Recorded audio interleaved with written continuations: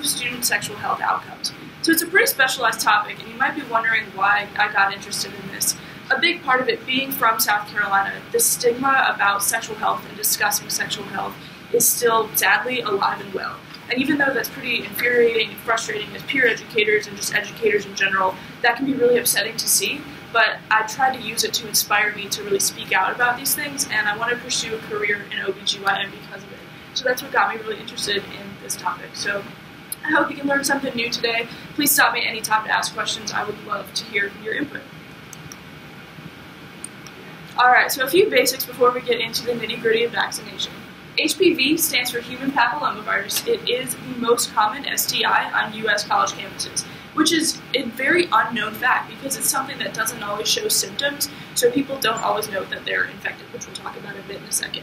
It is spread by vaginal, anal, and or oral sexual intercourse, so any type of sexual contact will put you at risk, and also skin-to-skin transmission is possible, which a lot of people don't know. Usually this is more intimate skin-to-skin connection. It's not like you simply touch someone with HPV and suddenly you're infected, but it is still something to keep in mind in terms of protecting yourself and your partner. And also, what's the risk? You might think, okay, this is just another STI. What exactly is so important about HPV in particular? Well, HPV is a viral STI, so I have this point up here about STIs being treatable versus curable. Does anyone want to venture a guess as to what it would mean for an STI to be treatable versus curable? Yeah. Like with herpes, you can manage the symptoms Yes. of it and outbreaks and like sort of get it under control, but you still always have that versus curable, antibiotics, whatever have you. Perfect. Couldn't have said it better myself. Yeah, a curable STI is going to be something like chlamydia or gonorrhea, where exactly like you said, you take a course of antibiotics or even some of the parasitic STIs like trichomoniasis, things of that nature. You can take a medication, and after you finish that full course of medication, which is really important, even after the symptoms go, finish that medication, you are clear from the infection. However, your body is still at risk if you were to come back in contact with that pathogen. However, for viral STIs like HIV or HPV, like we're talking about today, those viruses are going to stay in your body unless your body naturally clears it, which can happen. It's less common with HIV for the body to naturally clear the virus since it does directly attack the body's immune system. But with HPV, we're going to talk a little bit about how difference in clearance time, if the virus is cleared at all, can actually impact the risk that the virus can have on you. So that's definitely something that's unique about HPV. Also, some of the other common risks are genital warts. These warts aren't like the herpes lesions that are typically red and inflamed and very painful. These are just sort of like the generic wart that you would get on your foot, except on the genitals, and they're usually shaped like cauliflower or broccoli almost. So I spared you the gory pictures, but definitely they are available if you want to see to differentiate those.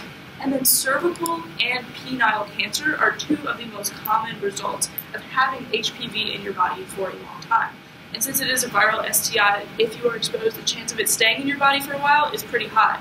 The reason I specified penile cancer as well is because cervical cancer is often discussed as this direct link between HPV and cervical cancer, which is surely true. However, it does exclude members of the population that have male reproductive organs and are just as at risk. Throat cancer also does not discriminate across the genders, and that is another risk of HPV infection.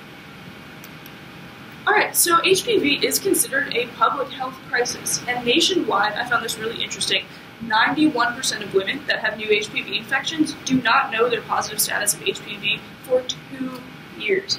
And this is because, well, I want to ask you, why do you think this is? If it's an STI, something that you think of as a very noticeable just situation, a health problem, why would people not know? Yeah.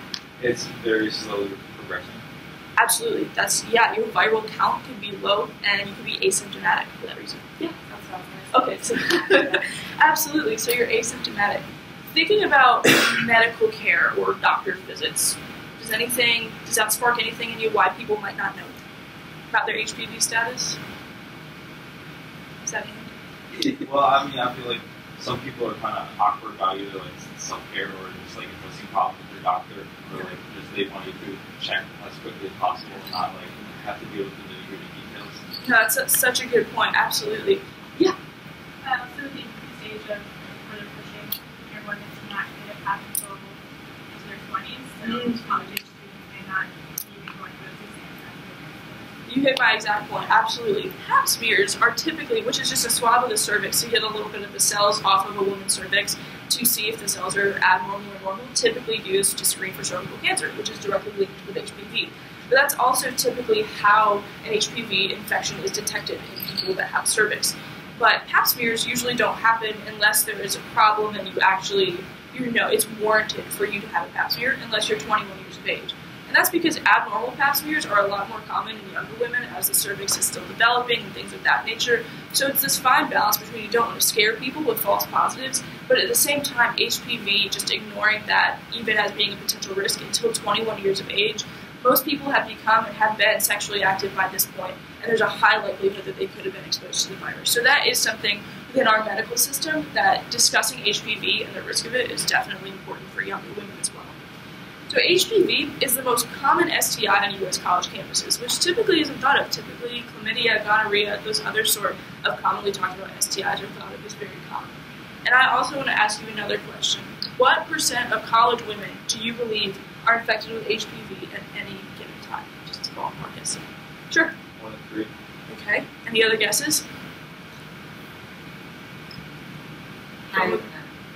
What did you say? Higher than that. 1 in 3 is actually correct. You are absolutely perfect. According to the CDC, about 1 in 3 women on a college campus. Just think about that. Like, think about all of us in this room. A third of us could be infected with HPV. Not even know it. Not to scare you, but this is absolutely something. Like, these individuals who struggle with HPV or maybe don't even know that they have HPV walk among us. And from the standpoint of not knowing your HPV status for a while, the scariest thing with that is if you're not feeling even if you're not feeling personal symptoms, if you are having sexual intercourse with other partners, you are spreading the virus without even knowing it, and you are essentially a biohazard, which is terrifying to think about. Okay, so given all this talk about HPV being a public health crisis, there are ways to incite change and improve this. One of the biggest and most clear-cut ways to do so is by vaccination. So actually in 2006, Gardasil was approved by the FDA. Gardasil is the most common name brand for the HPV vaccination. And the vaccination is known to substantially reduce young adults' risk. And the key of this is to vaccinate people early, meaning before their sexual debut, before they might come into contact with any sort or any strain of HPV. Because like many other viruses, HPV has a whole bunch of different strains. However, we haven't been able to target which ones are most linked to causing cervical cancer, and that's what the Gardasil vaccine will protect you against. The Gardasil 9, which covers more viral strains than any other HPV vaccine, just came out a little while ago. So that's a really good option for people who have not yet been vaccinated, or you can actually get it as a sort of booster if you have been vaccinated in the past. Peer education on college campuses is a really important component of this, because although vaccination might seem like a little bit of an atypical topic for this sort of thing, if you hear from your peers, if you're a college student that has not been vaccinated against HPV, that's probably the last thing on your mind when you're trying to balance school and relationships and family. However, this is really important because college is often the first experience students have with health autonomy, and with that, we have the power to make choices about our own well-being and the availability of those services from a university health center standpoint. So say there's parental disapproval or financial burdens that have been on students before they enter college, or they just didn't know about the vaccine, honestly. This is a great opportunity and why we really need to hit home with college students. Okay, so some more basics about the Gardasil vaccine. The best time to get vaccinated, like I said, is before sexual activity begins, and the CDC actually recommends that 11-year-olds are the best time to get vaccinated. Does anybody have a guess as to why that particular age range is right before puberty starts? Yeah.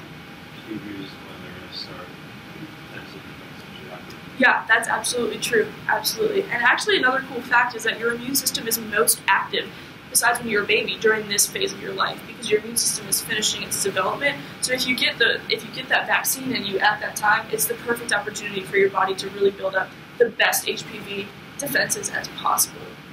And because of this young age, it seems like a very young age to talk about sexual health with people, and that's why pediatricians often have to bring up the idea of the HPV vaccine. Pediatricians aren't always used to having that sexual health talk because they're used to dealing with younger children. So that's a really important change to make in our medical field, in America as well, to make sure that pediatricians are equipped